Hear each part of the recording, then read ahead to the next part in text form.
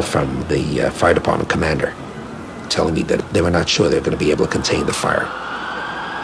And I said, we've had such terrible loss of life. Maybe the smartest thing to do is pull it. And they made that decision to pull, and then we watched the building collapse.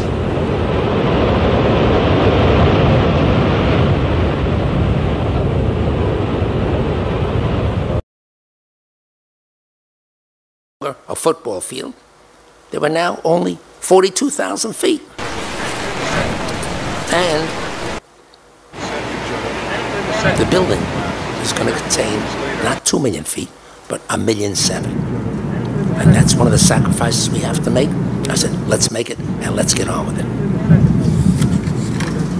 And so, next thing you know, we've got the designs of the building. And the first design meeting was in April of 2000. And construction began shortly thereafter in 2002. I remember getting a call from the fire department commander telling me that they were not sure they were going to be able to contain the fire. And I said, we've had such terrible loss of life. Maybe the smartest thing to do is pull it. And they made that decision to pull, and then we watched the building collapse.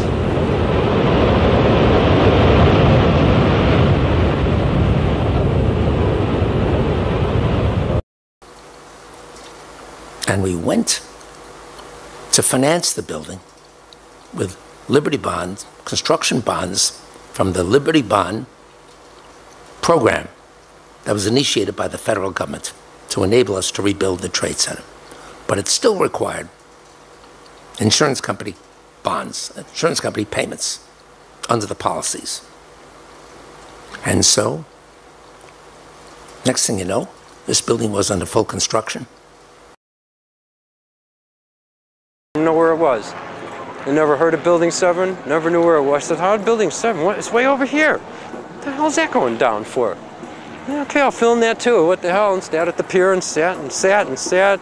They said, oh, it's going to come down. I wish I had known, but they didn't say they were going to take it down at 5:30. It was like, and then like, tuk. So I was running out of film, and I said, oh, I'll put it on stop motion. Because if, the minute I start seeing it, but it went and the tuk. That's it, gone. I'm like, wow, and it's a tiny little building. What happened to you? And there were other buildings all around. Nobody else went down.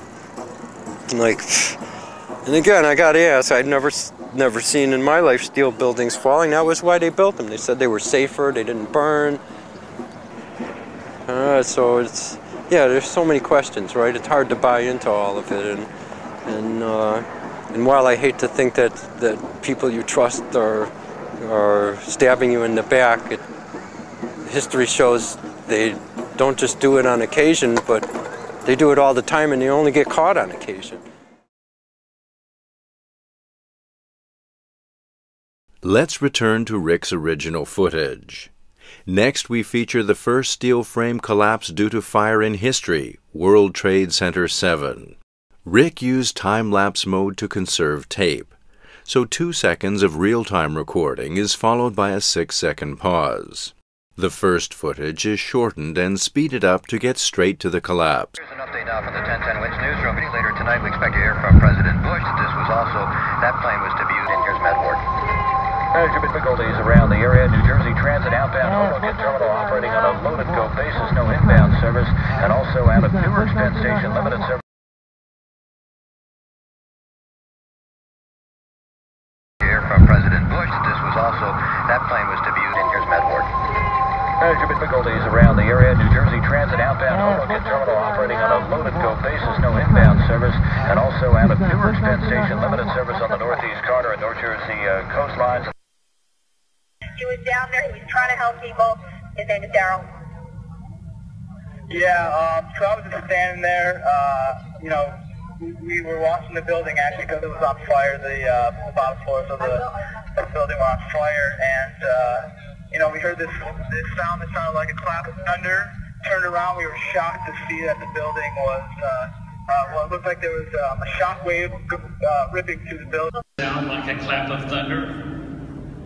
Looked like a shock wave ripping through the building and the windows burst out. It was horrifying. And about a second later, the bottom floor burst out and the building followed after that. Dan Rather compared it to controlled demolition, as did others. That does not sound like it was brought down by normal office fires. Folks, we've been lied to. If we want to be relevant, then let's be relevant.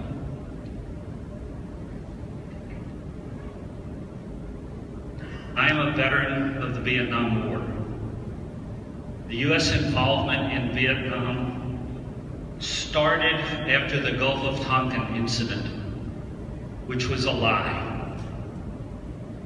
That war led to 55 or 56,000 Americans being killed.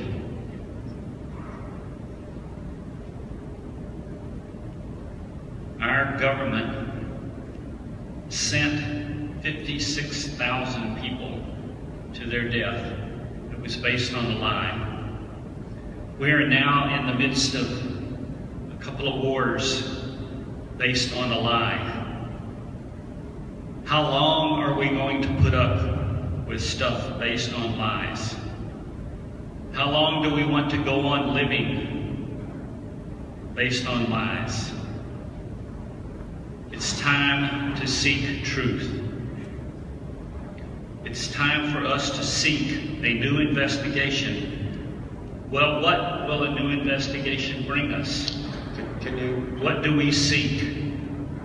What do we seek from a new investigation? That question was asked many times at our booth on the exhibit floor. We call for a new investigation because that new investigation will bring us something other than the lie that we have been given so far. Thank you. Can you the truth will set us free. Thank you. Thank you.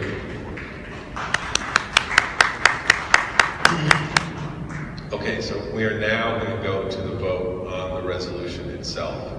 So this will require a majority of vote.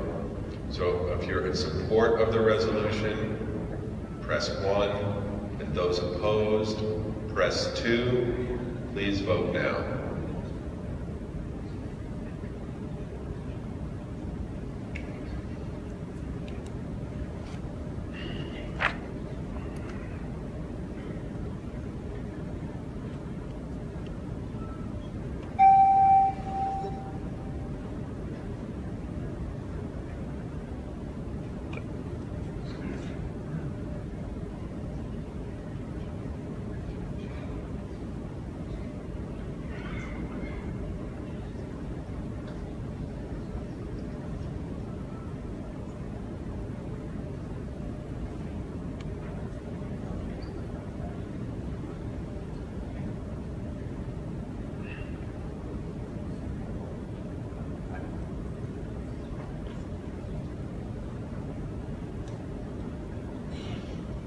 Okay, the negative has it, and the resolution has failed. You can see the results on the screen. I just want to say a couple of things. This body will always be fair and listen to both sides of any issue that is legitimately brought to the floor. But I would just ask makers of the resolution just to be sensitive to the prior acts of this body and the emotional energy and toll it takes on everybody that was involved in 9/11 when these things come up. Thank you.